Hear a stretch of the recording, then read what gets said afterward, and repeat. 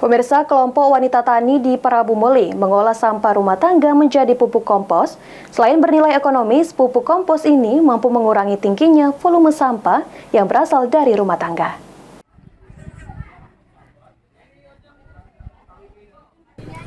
Puluhan kelompok wanita tani di Kota Prabu Muli diedukasi pengolahan sampah organik menjadi pupuk kompos.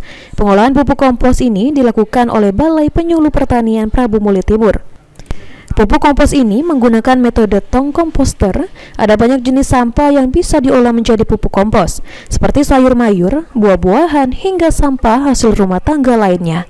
Tahap awal pembuatan pupuk kompos ini yaitu proses pemilahan, pencacahan, dan selanjutnya proses pengomposan.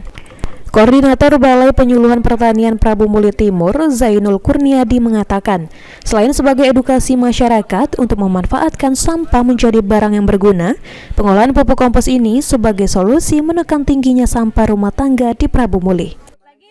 Kami hari ini itu namanya pupuk kompos, Pak. Jadi kompos memanfaatkan limbah pertanian yang selama ini untuk menjadi sampah, kita upayakan mendapat nilai ekonomis dengan diajikan pupuk kompos. Jadi yang kita pakai tadi itu kompos dua macam, Pak. Jadi ada sistem aerob dan anaerob. Jadi ada yang kita khususkan untuk pupuk padatnya dan olah.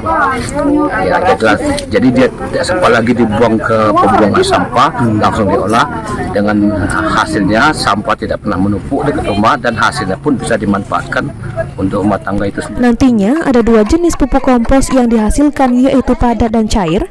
Diharapkan dengan adanya pengolahan pupuk kompos ini dapat meningkatkan ekonomi masyarakat, terutama bagi kelompok wanita tani di Kecamatan Prabu Muli Timur.